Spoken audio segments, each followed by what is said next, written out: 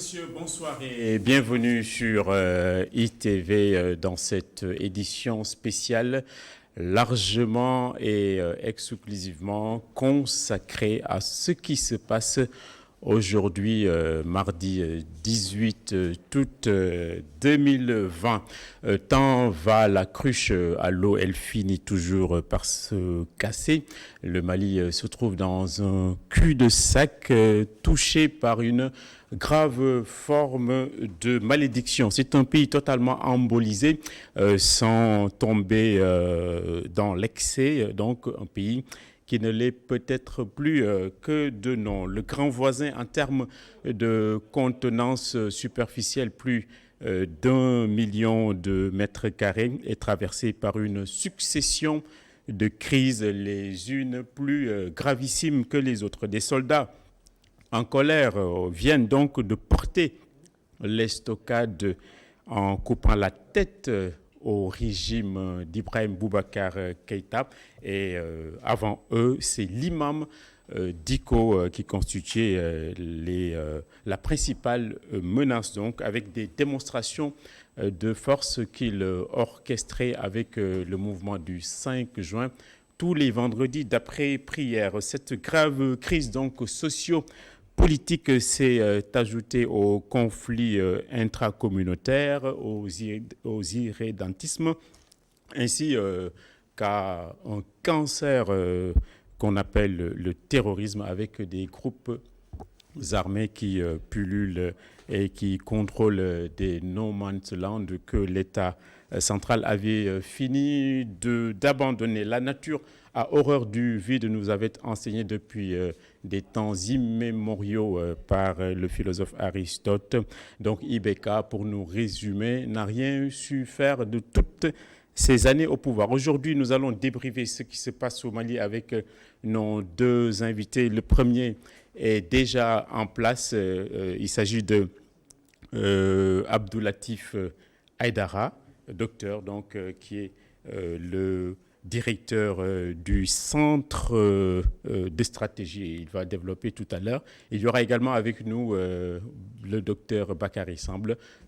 Mais avant que de venir à eux, on va prendre la direction de Bamako, où se trouve notre correspondant permanent, en l'occurrence Eladj Ndour. Bonsoir Eladj.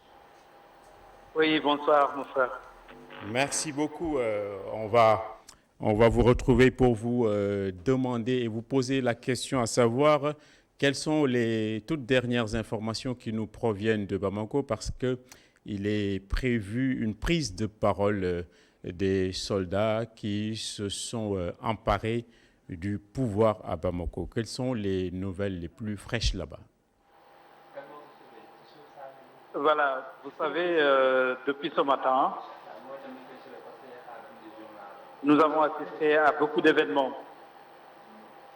Mais ce qui vient de confirmer de quoi il s'agissait, c'était, je dirais, l'arrestation ou capture du président Ibrahim Boubacar Keïta et son premier ministre, Boubou Cissé, qui serait présentement au camp militaire de Kati. Mais ce qui est un peu spécial, c'est que jusque-là, non seulement il n'y a pas de mort, mais il n'y a pas de revendication ou de déclaration officielle. Bamako attend impatiemment cette déclaration. C'est à partir de là qu'on saura exactement qui est qui a fait quoi. Parce que là, la situation est vraiment confuse. Depuis ce matin, il y a beaucoup de séries d'arrestations d'autorités gouvernementales, militaires, mais jusque-là, il faut dire que malheureusement, il n'y a toujours pas de revendication. Très bien, très bien. Et là, on va vous demander de baisser le volume de votre téléviseur parce que ça fait un peu des effets Larsen. La deuxième question, donc, vous l'avez abordée, et il n'y a pas eu d'effusion de sang ni de violence. Ça veut dire que les putschistes, on va les appeler comme ça, ont réussi leur coup aujourd'hui? Voilà, vous savez, contrairement à ce qui s'était passé en 2012, parce qu'en 2012, il y avait deux camps. Il y avait les bérets rouges et les bérets verts, ce qui faisait qu'il y avait vraiment cette confrontation. Il y avait aussi ces échanges de tirs, mais cette fois-ci, il n'y a pas de camp. Donc, oui, merci Elage. Donc, l'autre question, c'est, on a vu la population à Bamako jubiler et manifester avec des effusions de joie. Est-ce qu'on peut interpréter ces manifestations comme une forme de libération?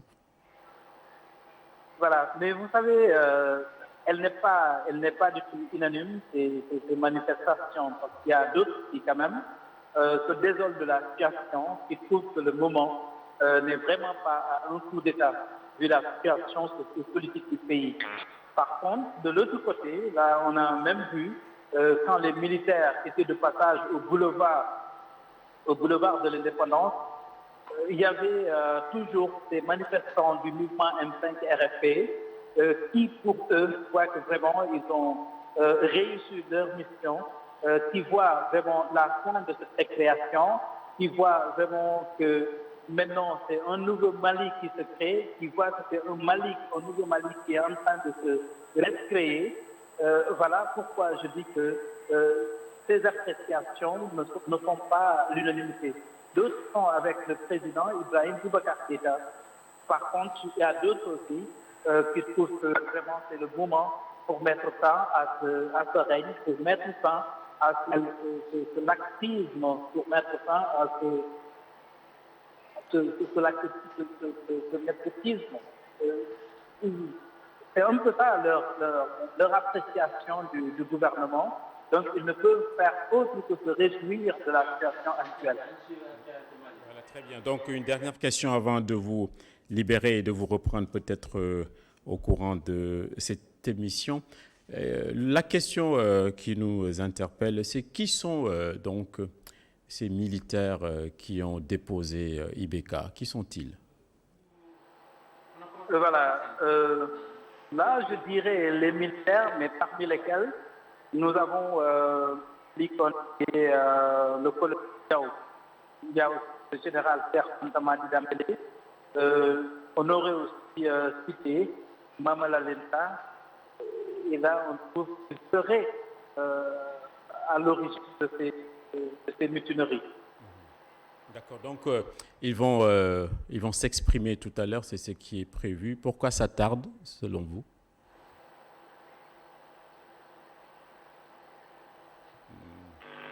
On a perdu Elage, donc on revient ici sur le plateau. Peut-être qu'on pourrait le retrouver avant la fin de cette édition spéciale. Rebonsoir, docteur Aïdara. Bonsoir. Alors la question qu'on aimerait vous poser, qu'est-ce qu'aujourd'hui, dans la situation et dans le contexte malien, vous a particulièrement frappé? Merci pour votre invitation. Je commencerai d'abord par vous saluer l'ensemble de vos auditeurs. Ce qui m'a frappé le plus dans cette situation, c'est l'échec de l'architecture des interventions militaires occidentales en Afrique. Vous savez, l'Occident a l'habitude, que ce soit au Mali, en République centrafricaine, en Libye, ils ont un schéma. Ils créent un problème dans un pays. Premier facteur. Deuxièmement, ils envoient un corps expéditionnaire pour rétablir l'ordre, une intervention. Ils l'ont fait au Mali, l'opération Serval. Troisièmement, ils organisent des élections. Et ils pensent que le problème est réglé.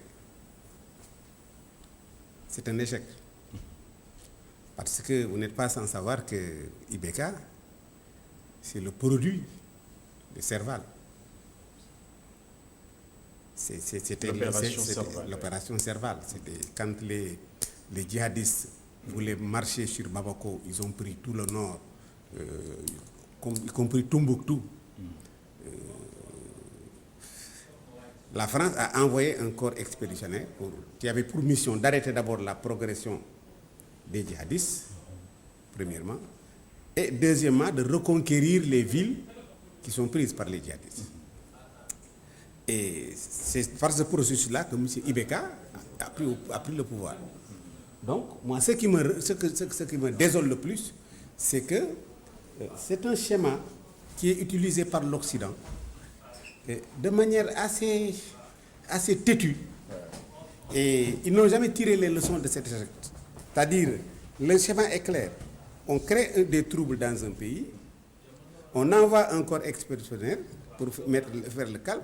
Ensuite, on organise des élections, il y a un président de la République, et je pense que ça va, ça marche. Très bien. On va signaler qu'on vient d'accueillir le docteur Bakary Samb, qu'on va interroger dans quelques instants, et on va rebondir avec vous, docteur. Est-ce qu'aujourd'hui, ce qui arrive à Ibeka Ibrahim Boubacar Keïta, il mérite vraiment son sort? Il a cherché, il n'a rien fait de sa présidence ou de ses deux présidences. Non, il a fait ce qu'il a pu faire. Le problème au Mali, c'est un problème de gouvernance, notamment de gouvernance sécuritaire. C'est-à-dire il a trop joué aussi le jeu de l'Occident. Parce que quand les Français ont fait l'opération Serval, ils ont cru devoir serrer les terroristes en bons terroristes qui sont avec eux, qu'ils gèrent, et en mauvais terroristes qu'il faut combattre. Et le président Ibeka est entré dans ce jeu-là. L'affaire des Gatia, par exemple, ces milices que lui-même il a monté pour lutter contre ce qu'ils appellent les mauvais terroristes. Bon, c'est une question de malgouvernance, parce qu'on ne peut pas éteindre le feu par le feu. Le feu, si vous voulez l'éteindre, vous mettez de l'eau, mais vous ne pouvez pas créer un autre feu. Ce qui fait que de fil en aiguille, cette affaire-là des Gatia a créé, avec les accords d'Alger, qui ont créé beaucoup plus de problèmes que les gens ne pensent. Donc, ils ont créé, de fil en aiguille, une situation de guerre, de groupes armés, et qui a conduit à la guerre intercommunautaire. Oui, parce que chaque communauté a pensé qu'il fallait chercher des armes, être guerrière, pour pouvoir compter sur l'échiquier. Voilà. Très bien, on reviendra à vous dans quelques instants. Merci donc, docteur Bakary Samb de l'Institut Timbuktu ou Tombouctou. Aujourd'hui, les militaires ont perpétré ce qu'on appelle un pronunciamiento. C'est un coup d'État. Est-ce qu'à l'heure où l'on parle, on peut dire qu'ils l'ont réussi? Bonsoir, et je m'excuse d'être arrivé en retard sur le plateau au regard des autres sollicitations par rapport à cette problématique, et je suis très très heureux toujours de venir à ITV pour ces débats toujours approfondis, et je suis d'autant plus heureux d'être avec mon ami et vraiment avec qui j'ai beaucoup travaillé, Dr Abdoulatif Aïdara, que je salue. Je crois que aujourd'hui, la nuit va être très très longue à Bamako. Moi, je reste prudent sur la tournure de cette crise-là. Il est vrai que l'arrestation de Ibeka est effective, l'arrestation de certains de ses ministres, des généraux, mais la situation d'aujourd'hui ressemble à celle de 2011-2012, mais avec une petite différence. La ressemblance, c'est qu'on est aujourd'hui dans une situation où le Mali vit une double crise. Une crise politique institutionnelle à Bamako, telle qu'on le voit avec ces mutins, mais aussi une crise sécuritaire au nord et au centre, et presque dans l'ensemble du pays, à part le sud du Mali. À la différence près qu'aujourd'hui, c'est dans un contexte où il y a une forte présence de forces internationales dites de stabilisation telles que la MINUSMA. Il y a des forces étrangères telles que Barkhane et d'autres forces européennes qui sont sur le sol malien. En plus, nous sortons de 2 mois de protestation à Bamako qui ont été le symbole d'une déliquescence de la classe politique malienne qui n'a pas pu écouter la population et qui n'a plus de crédibilité au point que la population se réfugie derrière un homme religieux, à savoir l'imam Diko au sein du M5 RFP. Aujourd'hui, rappelez-vous la médiation de la CEDEAO qui n'a pas pu régler véritablement le problème, mais qui a poser les bases d'une intervention sur le plan de la médiation au plan régional, mais aussi la manière dont les choses se sont enchaînées, où le Conseil de sécurité s'est arrimé sur les propositions de la CEDEAO. Ce soir même, je pense que le Conseil de sécurité va se réunir au sujet du Mali en urgence. Et je crois que les mutins, on ne sait pas encore ce qu'ils veulent, ils n'ont toujours pas pris la parole, on ne connaît pas leurs revendications. Je crois qu'aujourd'hui, il faut beaucoup de prudence dans l'analyse de cette crise-là. La nuit va être longue à Bamako. Qu'est-ce qui va se passer au Conseil de sécurité? Et la tendance qu'on voit, c'est qu'aussi bien la CEDEAO, dans son communiqué en vertu du protocole additionnel et des principes de non-prise du pouvoir par des voies militaires, l'Union africaine, d'autres pays partenaires du Mali, les communiqués s'enchaînent et se ressemblent. On voit vers une crise nette où il y a ce paradoxe entre la légalité institutionnelle, je reviendrai sur institutionnelle parce que nos chefs d'État doivent être sérieux. Ils ne peuvent pas à chaque fois évoquer la Constitution lorsque c'est en leur défaveur, ou en tout cas dans une crise institutionnelle, et que cette même Constitution fasse continuellement l'objet de violations ou de modifications à n'en plus finir. Donc la situation est confuse à Bamako. Je préfère la prudence, mais on peut continuer après sur l'analyse, notamment sur les incidences, notamment dans la sous-région et dans les pays. Oui, c'est ça. Non, mais c'est bien, c'est parfaitement bien d'être prudent. Avant que de revenir à Abdelatif Haïdara. Alors, vous monitorez parfaitement bien ce qui se passe dans le Sahel et notamment au Mali. Est-ce que vous avez des informations sur qui sont les auteurs qui ont commis le putsch? Nous avons découvert des noms presque inconnus, dont certains nous disent, comme Diao et d'autres qui revenaient de formation fraîchement de Russie ou d'ailleurs. Nous avons aussi constaté il n'y a pas de déclaration publique. Et même les personnes qui étaient au sein de leur thème avaient dit que les mutins avaient laissé faire continuer le programme officiel. À défaut de réponse, peut-être j'ai des questions. La question que je me pose, quel serait le lien entre les auteurs du putsch et certaines franges du M5 RFP, notamment les franges les plus jeunes? Est-ce qu'il y a une connexion réelle entre les deux formes de mouvement qui ne se ressemblent pas?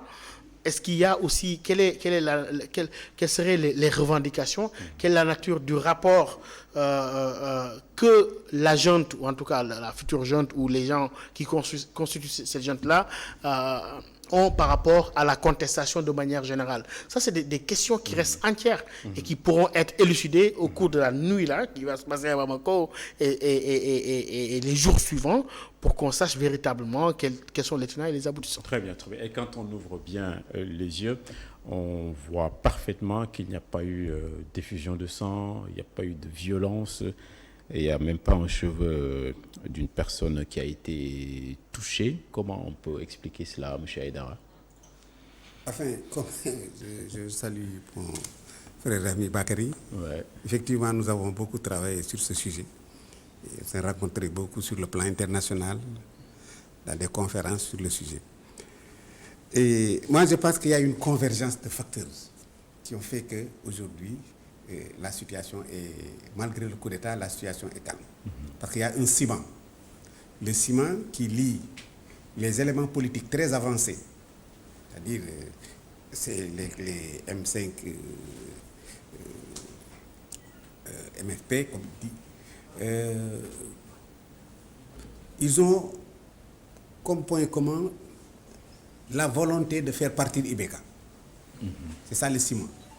Vous savez, le mouvement là n'est pas un mouvement spontané. C'est un mouvement qui se justifie.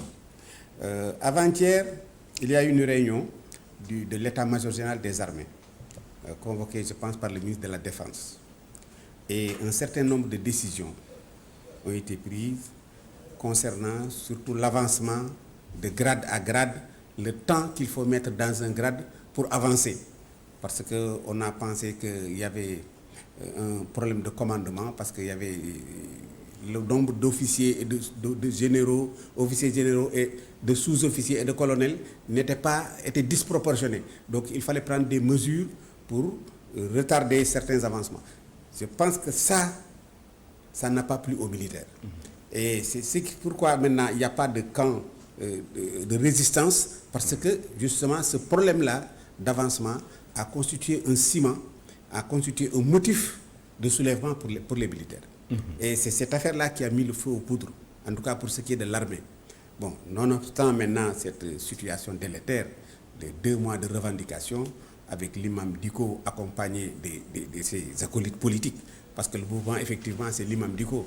Tous les politiciens sont venus parasiter le mouvement, se greffer au mouvement et faire parler de la revendication politique. Mais en réalité, c'est l'imam Dicko qui a été à la base de tout ça.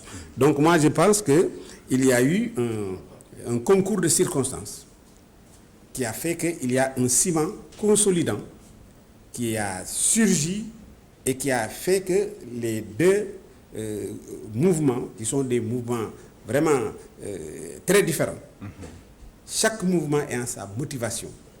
Donc, ils se sont retrouvés autour d'un mécontentement qui consistait un peu plus ou moins au départ de Ibeka. Maintenant, il faut être prudent parce que le mécontentement peut être un ciment, mais le mécontentement ne peut pas consolider à long terme un processus de paix. Très bien. Voilà. Qu'est-ce qui va se passer après? Quels sont les intérêts des uns et des autres? C'est ça la grande question. Même si on réussit à faire partir Ibeka, maintenant, comment on va gérer l'avenir? C'est ça. Parce que quand en 2012, avec le coup d'État, ils ont fait 1 mois et ils ont donné le pouvoir aux civils. Yeah. Voilà. Mais est-ce que ces gens-là accepteront aussi de faire 1 mois et de donner ça aux civils? Ensuite, la situation de demain débat, parce que là, ils ont trouvé sur zone une révolution déjà qui était là, prête à remplacer le président de la République. Très bien. Voilà, je vais rebondir sur la question que je vous ai posée tantôt. On a vu toutes ces images de manifestations, on a senti un peuple malien libéré. On a même vu des images quelque part où la jeunesse était allée se jeter dans une piscine, dans une villa appartenant au fils du président. Comment on peut interpréter cette effusion de joie, docteur? Le peuple malien, quand on regarde l'évolution de ce mouvement-là, était dans une forme d'attente, je dirais pas d'attente messianique, mais d'attente de quelque chose de nouveau. Parce que même au sein du M5 RFP, à part le Dicko, qui à mon avis même a été un choix par dépit, c'est-à-dire que la jeunesse s'est jetée dans les bras du premier venu,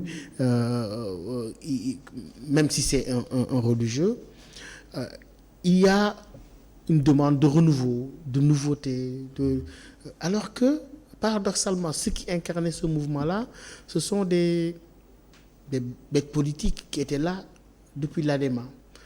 C'est-à-dire que les Choguel Kokala Maïga, les Issa Kawenjim, les autres Sissoko, etc., qui étaient là, même qui ont fait partie de tous les gouvernements, depuis Alpha Mor Kanare jusqu'au même gouvernement d'Ibeka.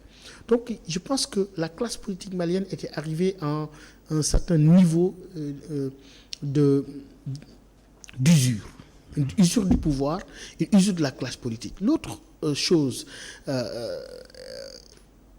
c'est une jeunesse en désarroi qui voulait se débarrasser d'un président qui était considéré comme le symbole d'un pouvoir devenu véritablement mal aimé, un pouvoir d'une certaine incurie. Et là, aujourd'hui, ce sont les militaires. Ils ont jeté leur dévolu sur ces militaires-là. Mais la grande question que je me pose, est-ce que c'est exactement de cela que le Mali avait besoin depuis 2012, avec les régimes qui sont passés, le renouvellement du Manadibika, la crise politique, les crises électorales, etc. Je pense que ce peuple-là est encore en interrogation. Cette grande journée qui s'est déroulée passera. On en saura beaucoup plus sur les motivations, mais est-ce que il est où, on peut se poser la question, même si les militaires sont, il est où le projet qui peut faire évoluer la situation de ces jeunes Maliens qui sont en quête de sens, en quête de chance sur le plan économique, en quête d'insertion socio-économique, et qui sont dans le désarroi en fait, qui hier se sont livrés, sont jetés dans le bras d'un imam qui récupère la frustration. Aujourd'hui, ce sont les héros du jour, ces militaires qui les auraient débarrassés de IBK. Je pense que la crise est encore très très profonde au Mali, la crise économique, etc. Maintenant, reste que quelle sera l'attitude de la communauté internationale face à une population qui semble vouloir s'inscrire dans toute forme de changement, quel que soit le changement, alors que dans la logique de la communauté internationale, dans la logique de la CEDEAO et de l'Union africaine, il faut un changement constitutionnel, etc. Et là, il va se créer une forme de conflit encore, de compréhension des enjeux, et le Mali, à mon avis, n'est pas sorti de sa crise. Le Mali n'est pas sorti de sa crise là, mais à la différence près que cette fois-ci, comme la fois précédente, la crise n'est pas seulement malienne, elle est sous-régionale. Ouais, c'est ça, on y revient tout à l'heure. Sinon, on enfourche sur toujours ce coup d'État. Est-ce qu'on peut comparer aujourd'hui le Mali avec la Guinée-Bissau, qui était prise jadis comme une terre de coup d'État? Donc le Mali, à l'exception, je pense, d'Alpha Omar Konaré, il y a eu plein de coups d'État. Est-ce que c'est une exception, Alpha Omar Konaré? Est-ce que le Mali, c'est une malédiction, ces coups d'État? On peut l'interpréter comme ça? Non, le Mali aussi a été quand même vu à un certain moment dans le sillage du discours de la Baule, de la démocratisation. Un exemple, à un certain moment, cité comme un exemple de démocratie, etc. Je crois qu'il y a des accidents de l'histoire. Malheureusement, les accidents deviennent récurrents et se répètent. Mais oui, il y a des crises qui sont là de manière structurelle dans le fonctionnement démocratique du Mali, parce qu'au fait, la classe politique, dans son entièreté, depuis l'ADEMA, depuis tous ces renouvellements, n'a jamais fait place à quelques changements que ce soit au niveau du fonctionnement démocratique. Parce que d'abord, cette décentralisation qui n'a pas été très réussie quand vous allez à Tombouctou, quand vous allez ailleurs, mais aussi la manière dont les pouvoirs successifs ont géré leur mandat, le fait qu'on s'accroche au pouvoir. IBK était quand même celui qui a voulu gagner les élections coûte que coûte, d'un seul coup, au premier tour, le Tako Kele, aujourd'hui, qui a aussi réduit l'opposition malienne à un moment à sa plus petite expression, comme aiment le dire certains, mais aussi qui a bridé la société civile, etc., qui pensait que tous ces gens-là pouvaient s'acheter.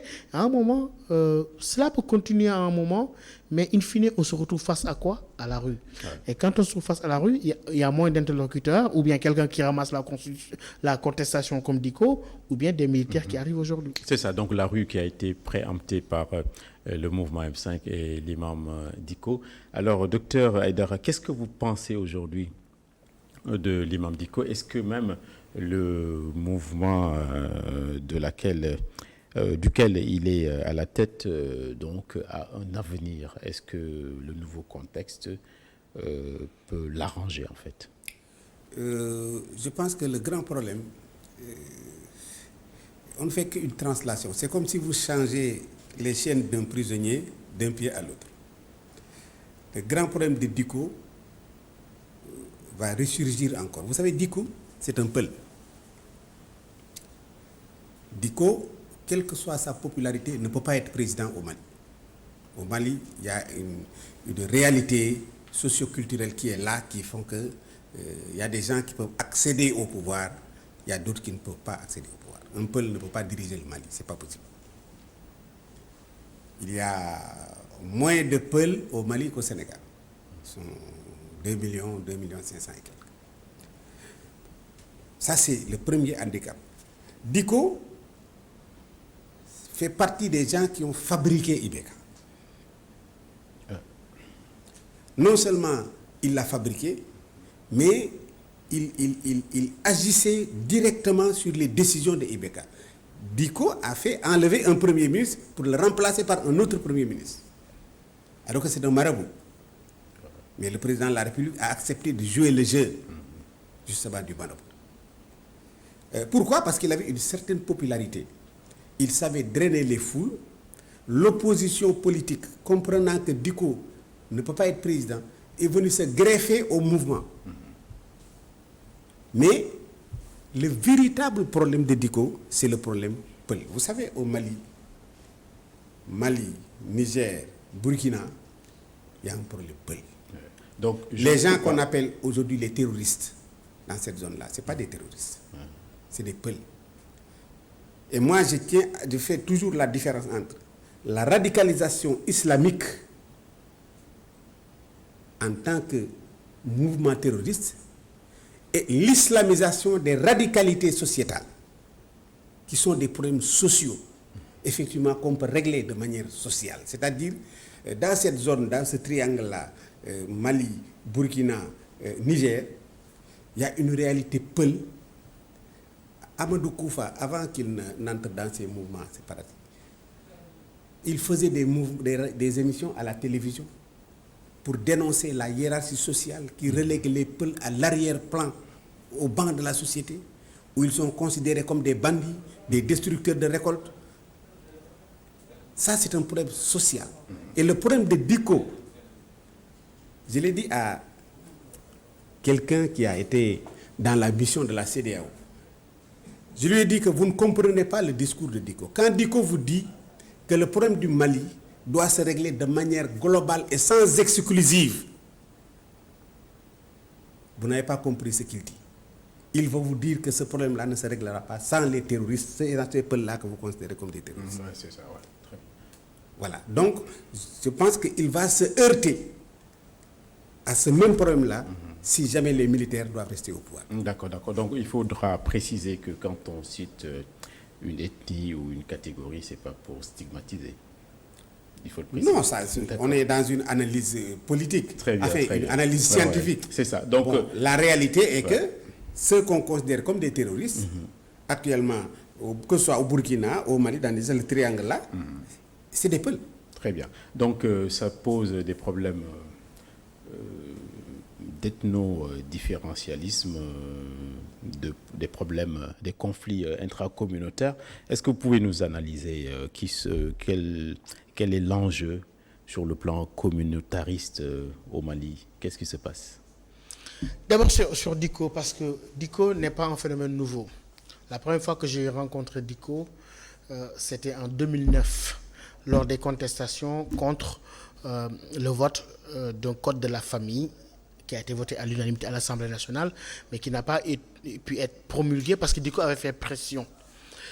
C'est-à-dire qu'au-delà de la question de l'ethnicité, qui est une question très importante, il y a la question de l'incohérence de nos hommes politiques et de leur rapport avec tous les porteurs de voix, quels qu'ils soient religieux, etc., et qui se font tout le temps rattraper par leurs incohérences. IBK a été soutenu par Dicko, mais aussi, il ne faut pas oublier un autre acteur très important, c'est le shérif Bouye Aïdara, le shérif de Nioro, qui est de la Tijaniya amaliste.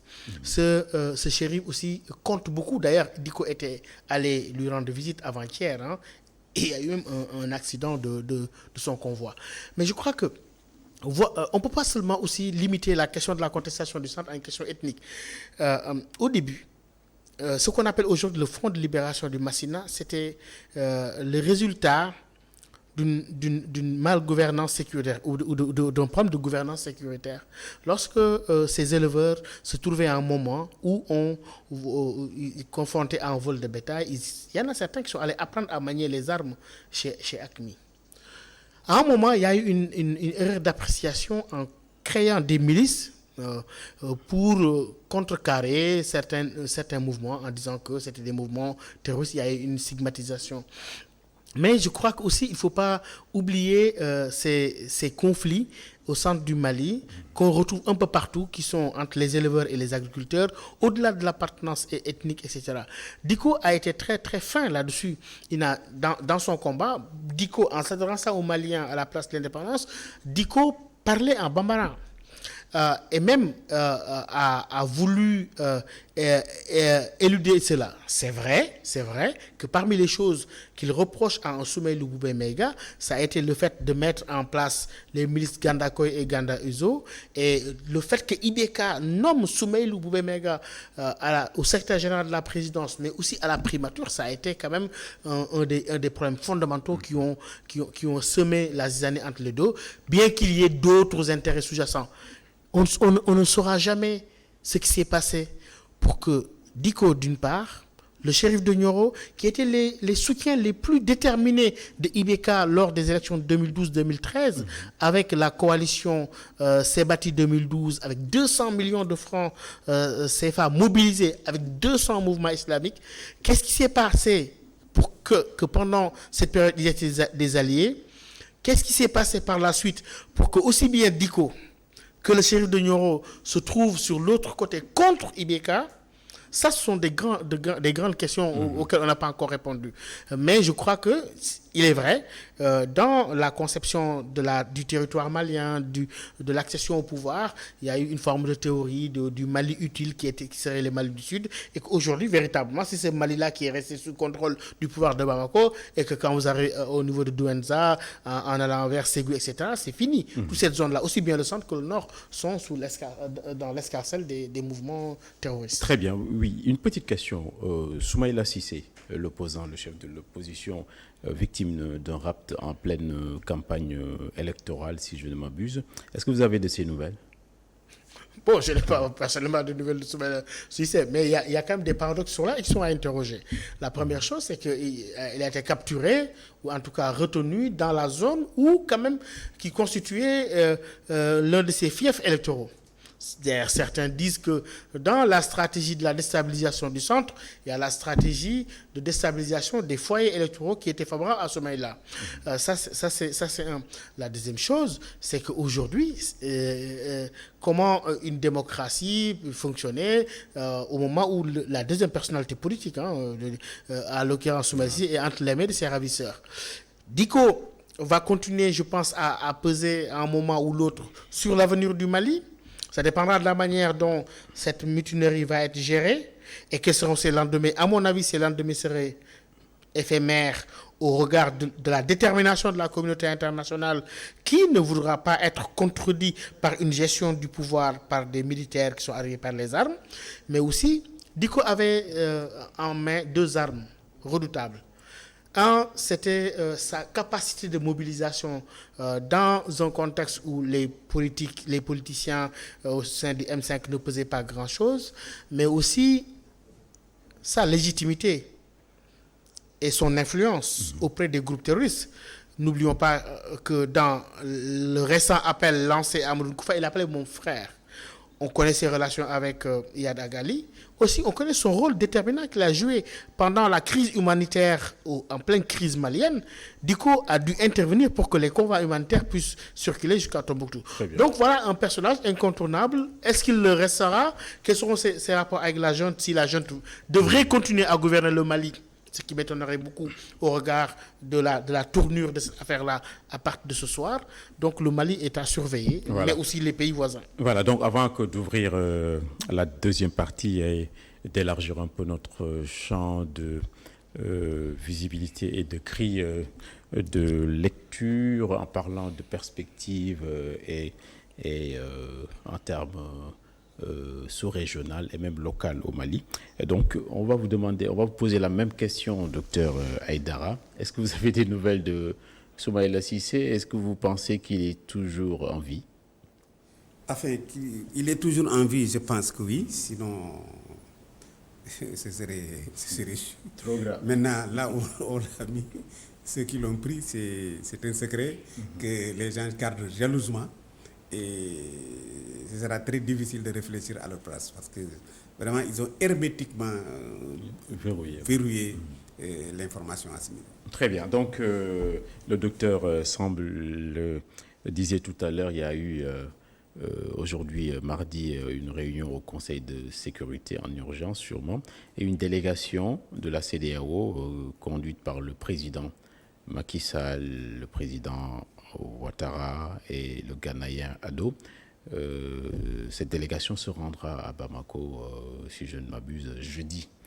Vous pensez qu'elle a sa place, cette délégation là-bas à Bamako, pour essayer de décanter la situation? Oui, parce que chaque fois qu'il y a une crise quelque part, bon, les chefs d'État font une délégation pour aller chercher à sauver la situation. C'est vrai que pour maintenir la paix, amener les gens à s'asseoir autour d'une table pour discuter et dialoguer, tout en maintenant leurs principes, les principes qui fondent même leur existence, c'est-à-dire qu'on n'accepte pas de changement des chefs d'État en dehors des préceptes qui sont constitutionnels. Donc, ce sera, je pense qu'ils vont y aller, ils vont tenter de leur bien, mais moi, je vous répète, j'ai une profonde conviction en ce qui concerne le Mali. Dicko est un personnage incontournable. Vous savez que si Dicko avait demandé aux gens de marcher sur le palais, on ne parlerait plus de Ibeka. Avant, les militaires, Ibeka serait ailleurs. Mais Dicko ne l'a pas fait. Au moment où les politiciens exigeaient le départ de Ibeka immédiat, lui, il a mis la pédale douce. Il a même eu à dire que je n'existe pas le départ de Ibeka. Tant qu'il ne dit pas marcher sur le palais, les gens ne vont pas partir. Est-ce que Dicko est un salafiste, comme on le dit? Bon, c'est un salafiste quiétiste. Vous savez, dans les salafistes, il y a plusieurs catégories de salafistes. Quiétiste, ça Il y a veut dire les quoi? quiétistes, c'est quelqu'un qui a la doctrine salafiste, mais qui n'accepte pas la violence. Ok. Voilà, donc c'est un quiétiste. Dicko n'est même pas d'accord pour qu'on coupe les mains des voleurs. Ouais. Pourtant, c'est un wahhabite. Voilà, donc c'est un wahhabite à sa manière. C'est ça, et les wahhabites, il a tropicalisé le wahhabisme, en quelque sorte. Donc lui, c'est un wahhabite, mais ce n'est pas un homme violent. Ouais, et les salafistes, entre guillemets, ne sont pas majoritaires au Mali. Ce sont des sunnites, je crois. Non.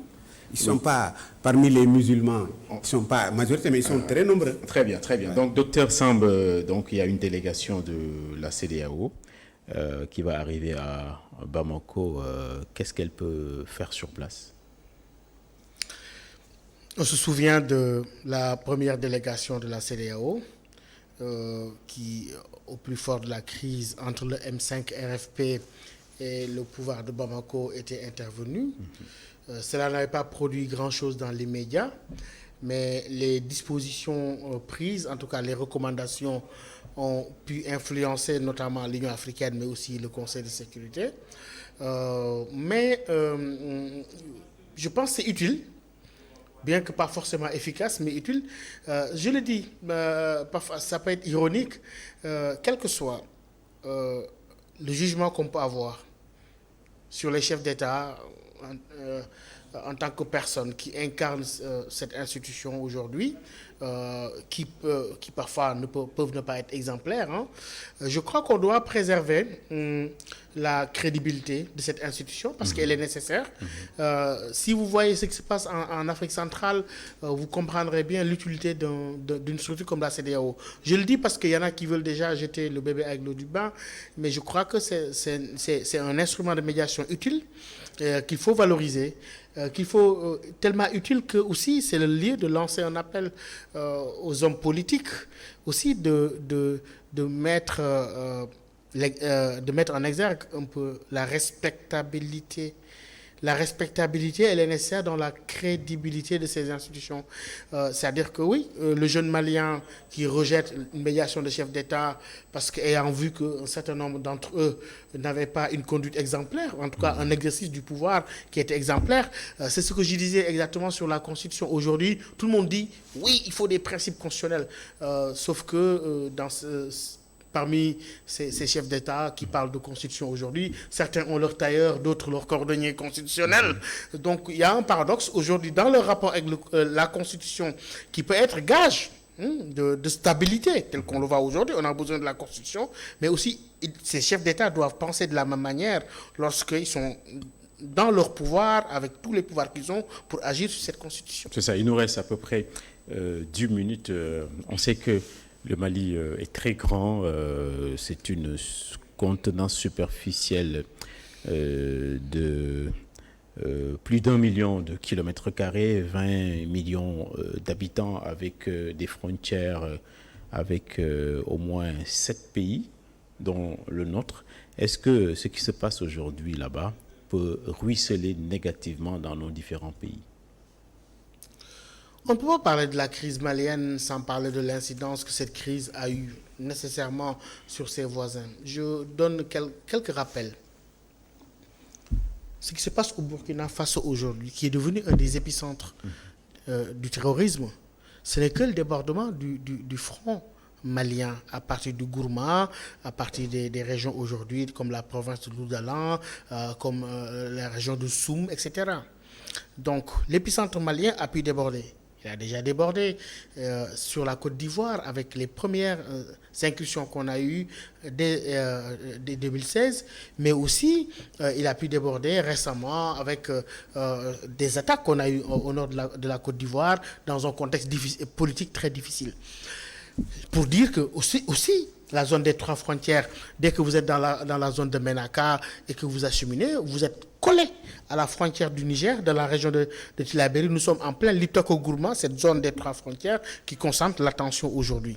Mais aussi, pour notre pays, lorsqu'on sait que les groupes peuvent agir jusqu'à 150 km de Caille, je crois qu'il faut redoubler de vigilance. C'est pourquoi cette crise-là, il faut véritablement la prendre avec beaucoup de sérieux, mais avec beaucoup de prudence, dans les prises de position, dans les déclarations de la presse comme des experts, parce qu'on ne sait pas encore l'issue, mais aussi ne pas être plus proactif que lors de la première crise malienne, bien que le Sénégal se soit rattrapé quand même avec sa forte présence au sein de la MINUSMA, etc.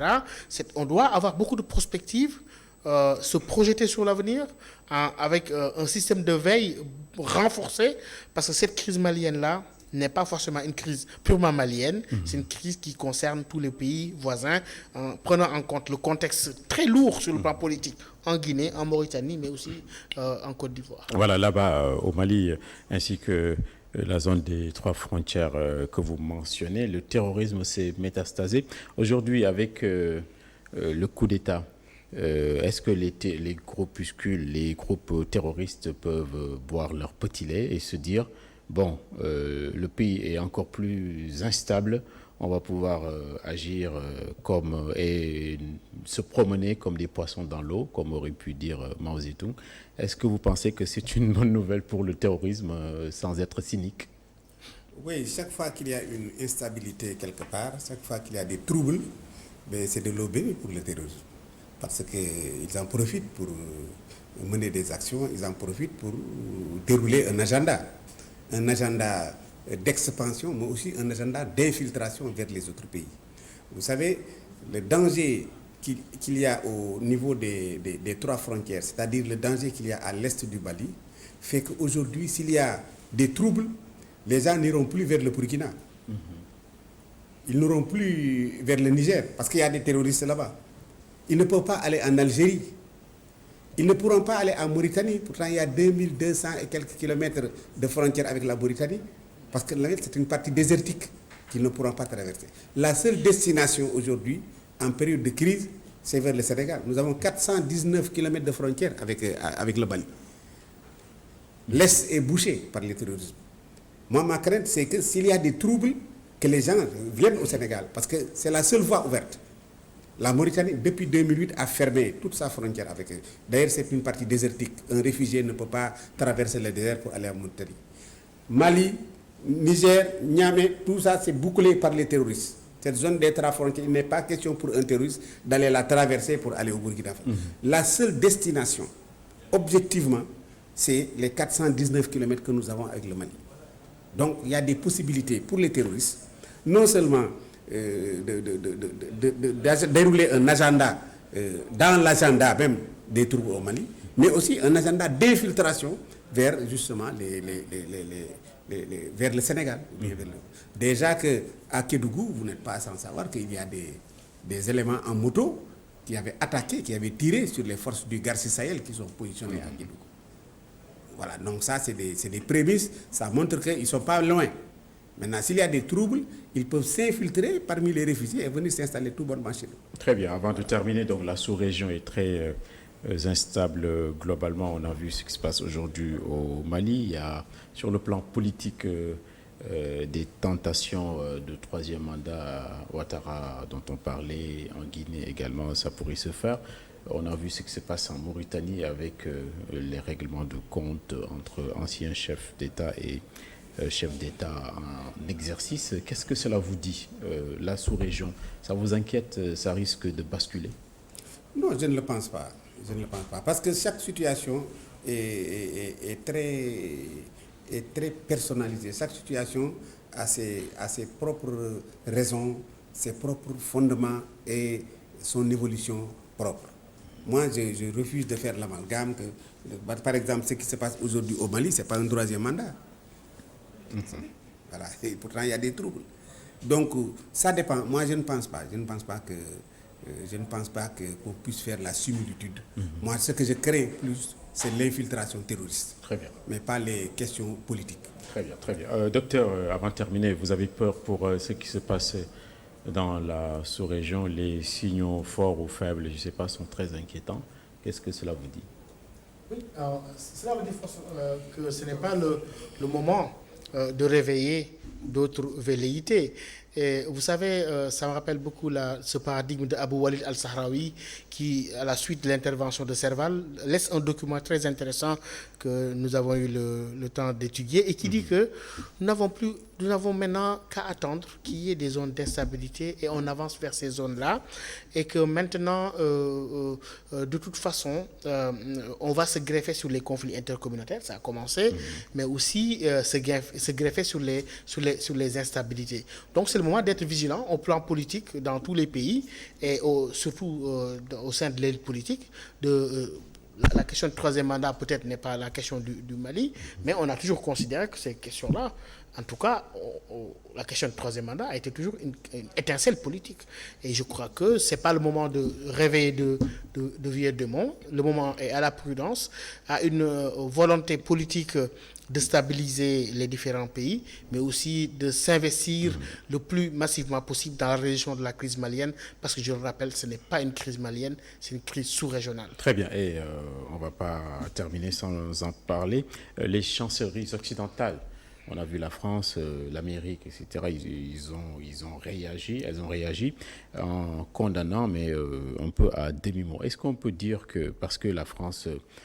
pour ce qui s'agit du Sahel, il y a le retour des listes rouges, des zones absolument insécures, etc. Est-ce que les Occidentaux ont toujours des intérêts dans notre sous-région ici?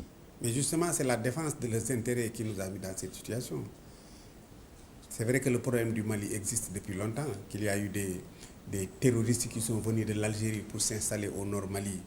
Vous vous rappelez l'épisode du Front islamique du Falu, les groupes islamiques armés, le GSPC, et AQMI, tout ça c'est venu de l'Algérie. Tout ça c'est vrai. Mais s'il n'y avait pas l'intervention en Libye, qui a fait que les Touaregs se sont emparés de tous les stocks d'armes pour les amener au nord Mali, déclarer l'indépendance. Avant la Libye, le MNLA n'a jamais déclaré l'indépendance. Mais c'est après la Libye, quand ils se sont sentis forts, qu'ils ont déclaré l'indépendance du nord Mali. Et les terroristes sont venus les trouver là-bas, finalement. C'est à cause de ces interventions occidentales-là et des intérêts occidentaux que nous sommes dans cette situation. La France a des mines d'uranium qu'elle exploite au Niger. Bon, dans des zones Touareg, mais il faut savoir qu'il y a plus de Touareg au Niger qu'au Mali. Mais les Touaregs du Mali n'en demeurent pas moins des parents des Touaregs du Niger. Donc, dire que la France est l'ami des Touaregs, ça, tous ceux qui font l'analyse géopolitique le savent. Maintenant, pourquoi ils tiennent à ces Touaregs-là? Et justement, c'est ces partis pris-là, dans les conflits qui sont des conflits sociaux, qui ont fait qu'aujourd'hui, la situation a débordé, les a dépassés et a dépassé justement le Mali. Les armes, s'il n'y avait pas cette attaque-là de la Libye, s'il n'y avait pas cette circulation des armes, mais il n'y aurait pas de terrorisme. Enfin, il y aurait des terroristes, mais pas avec cette dimension. Donc moi, je pense que l'Occident, en premier lieu, est responsable de la situation que nous vivons actuellement. Mais est-ce que nous devons simplement le constater? Je pense que c'est à nous de prendre nos responsabilités.